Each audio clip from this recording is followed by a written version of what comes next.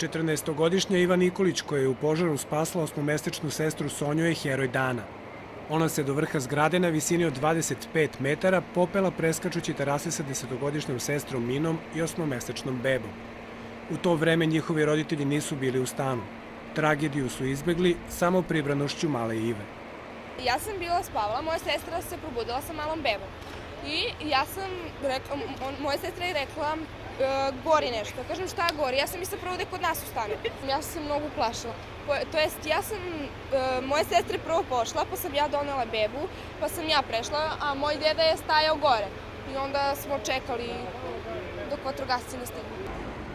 Vatrogasac koji je bebu prihvatio na platformi je 32-godišnji Nenad Dinjić. Kao vatrogasac radi 8 godina, ali kaže da je ova intervencija bila jedna od najodgovornijih u njegovoj profesionalnoj karijeri. Beba je bila uplašena i deca su plakala, strašno je bilo. Beba je bila maltene gola. Ja sam je stavio ispod jakne, seo sam u korpu i polako smo se spuštali na dole.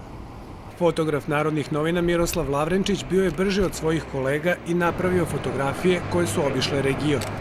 Bilo je vrlo dramatično, meni interesantno kao profesionalnom fotoreporteru, bila je neka vrsta izazova. Tako, zadesio sam se jednostavno u pravo vreme, na pravom mestu i to je to. U zgradi koja je juče gorela saniraju se posljedice požara. Ipak hrabrost 14-godišnje devojčice je glavna tema. Mala je mnogo veliki heroj, neka sve tako cure i dečaci budu hrabri kao što je ona bila i mislim bit će u ovom društvu mnogo bolje. 8-mesečna beba najverovatnije ne bi preživela da je ostala u stanu. Njena sestra Iva i vatrogasac Nenad zaslužni su što nastavlja život.